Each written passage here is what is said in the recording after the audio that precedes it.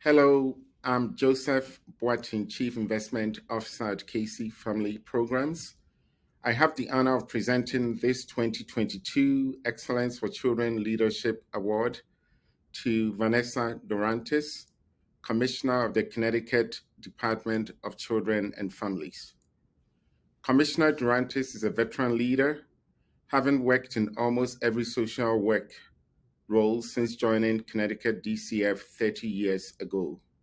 In 2019, she was appointed the first African American to serve as DCF Commissioner in Connecticut, overseeing over 3,000 employees. Commissioner Dorantes leads initiatives across child and family well-being. She co-chairs the state's Alcohol and Drug Policy Council and the Governor's Council on Women and Girls. Commissioner Dorantes is also a pioneer in advancing racial equity and serves on the state's Commission on Racial Equity in Public Health. During her tenure, Connecticut DCF has been recognized as a leader nationwide in racial justice while focusing on families. With continuous improvements led by Commissioner Dorantes, DCF successfully exited a 3-decade-long consent decree this year. Commissioner, congratulations on this award. Thank you so much for joining us today. Joseph, thank you so much. And I can't thank Casey enough for not only the technical assistance that it provides to jurisdictions across the country, but for acknowledging and recognizing the work and its complexities. So thank you so much. I'm truly honored. Thank you. Now, I have some few questions for you, given your accomplishments and given all that you've done for families and children in the state. But certainly, Connecticut has seen much progress in how it supports children and families. Could you share what initiatives brought the most positive impact to Connecticut's families? I certainly can. And, as you mentioned in the introduction, that, exiting a federal consent decree is the opportunity for a court monitor, along with the plaintiffs who were kind of in this litigation, to take a look at the child welfare practice of our jurisdiction. And I actually was hired at the beginning of that consent decree as part of the group of social workers who were brought in to alleviate some of the caseload overload. And so I have had a front row seat in the evolution of our jurisdiction's progress in child welfare here in Connecticut.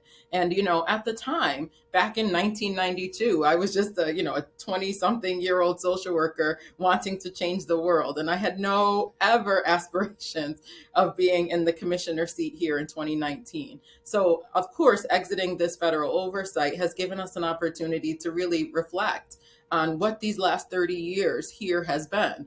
I see a better ratio between social workers and the number of children and families that they work with on a given day. I see an emphasis on supervision. I see why relationships within the department and with our external stakeholders are very important to the success of children and families, because in a child well-being system, you can't think about just your lane. You have to recognize that most of the children and families that we work with interface with other systems. So it's important for us to have partnerships in education, in early childhood, in housing, in labor. And here in Connecticut, our governor, Governor Ned Lamont, wants us to make sure that across the executive branch, we do just that. We link arms with our other sister state agencies to make sure that Connecticut's children and families have what they need. And so when I think about the evolution of child welfare here in Connecticut, I see a couple of key things. I see a reduction in the overall number of children who come into care, because we know when children can't remain home safely with their families, it's best that we have them in placements with relatives. And so that's one of the things that we're very proud of here in Connecticut, that close to 45% of the children that we do have in care are with relatives or with someone that they know. Another evolution that we had back then, there were hundreds of children in out-of-state, very expensive residential treatment centers. Now, 95% of the children that are in care in Connecticut are in a family, whether it's their relatives, as I just referenced, or a foster home, or a therapeutic foster home to address their needs. And so bringing children back in state closer to family creates more stability. And I would say that one of the biggest things that we are also very, very proud of is our work in racial equity and racial justice. And we can talk a little bit more about that if you'd like to hear. Absolutely. And as you rightly mentioned, racial equity is key in the work you're doing, especially supporting kinship caregivers. So I'll take you on your request, on your offer. Could you tell us more about that? For sure. And so we know in child welfare that the bedrock of what we do hinges on safety, permanency, and well being. And here in Connecticut, when we started to put together this administration, we thought it was also important to embed our work as it relates to our supporting our workforce and racial equity. We recognize that levels of disproportionality and disparity are rampant throughout the outcomes of child welfare. So we did quite a bit of work over the last decade or so with my predecessor, and then kind of handing the baton to me to really think about one, the values of our agency, and that we espouse to be an anti-racist child welfare agency. But we also recognize that historically there are institutional and structural barriers to progress for some of the communities that we serve.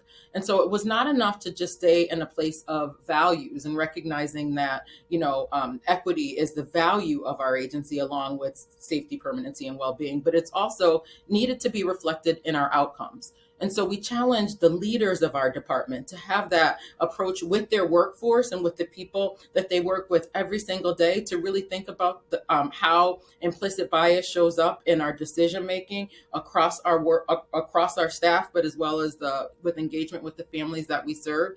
And we also recognize that everybody can't do everything, but everyone can do something. I'm not sure if I gave that quote the proper the way that it usually comes out. But, I think in the area of racial justice, it often gets very overwhelming and people think they can try to boil the ocean. What we have said to the leaders here is do what's in your sphere of influence. Identify those things that you have control over. Identify the metrics that you're going to determine whether or not what the strategies are that you've put in place. And then report that back to us. And then as a collective, we look at what of those change initiatives we're going to scale up across the state. And what we're starting to see is that little pockets of progress across the state create a groundswell of improvements for kids and families. We have 19% fewer children in care. And we also have this inside outside statewide racial justice work group. We have a codification of our racial justice work in the Connecticut general statutes. And we recognize that every day and everything that we do, racial justice within our department and equity with the children and families that we serve is woven through the fabric of what we do. Thank you, Commissioner. Talking about doing things within our scope of influence and making an impact and a change. Next month would be June, which is the National Reunification Month. Could you Yeah. share with us what Connecticut is doing to support BEV parents? Absolutely.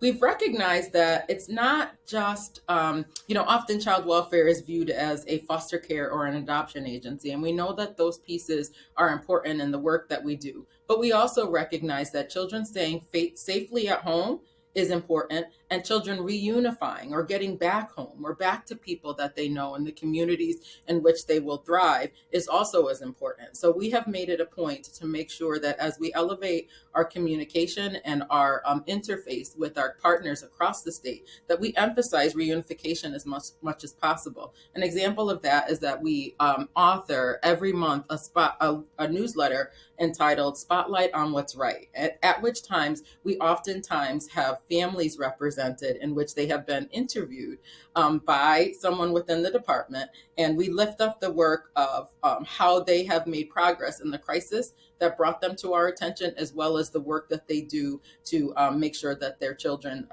and their families are stable. And so we're really excited to continue to lift up progress of, say, a dad who experienced domestic partner violence, who now has acknowledged that in the past that was not the best way to conduct himself within his family. family, or the grandmother who has had to adopt her grandchildren because of a horrific tragedy that befell her family. All of those things, when we think about reunification, brings families back together after crisis.